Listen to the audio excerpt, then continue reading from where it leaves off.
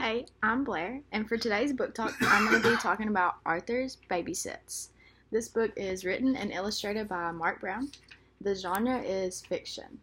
Now, in this book, it is about Arthur is taking his two little sisters on a walk down the road and just talking to them, and they pass this big house with a grandmother and her two grandsons standing outside.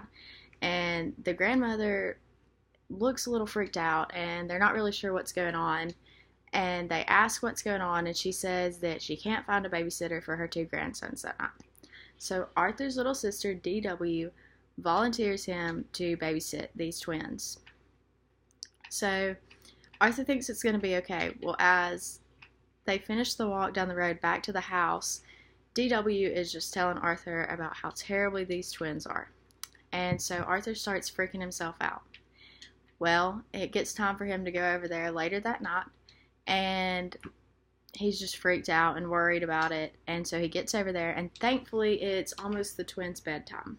So the grandmother leaves, and she tells the kids good night, and they're like, good night, we're about to go to bed. But as soon as the grandmother closes the door, they start running wild around the house and telling Arthur that it's playtime, not bedtime. So Arthur lets them play for a little while, and then he's like, okay, it's bedtime. Well, when he says that, they tie him up in a chair and say it's time to play hide and seek. So he gets out of the chair, but he can't find them anywhere.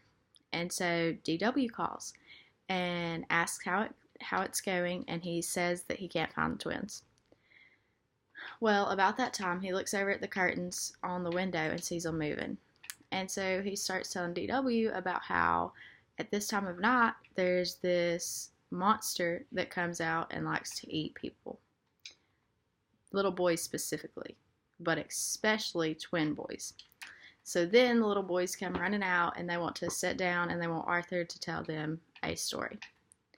So he gets them a story told, and they finally start getting ready for bed, and about that time, the grandmother comes home and says that Arthur did a great job keeping them.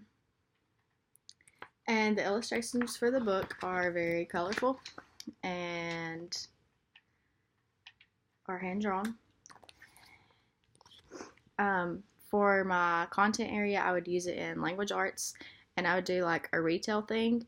So I would read the book as a whole group, and then after that, I would ask them to retell it in their own words, making sure that they included some of the characters from the book and some key points. And if I had to accommodate for a special needs student, I would just have like a braille copy of the book or an audio book for them to listen to.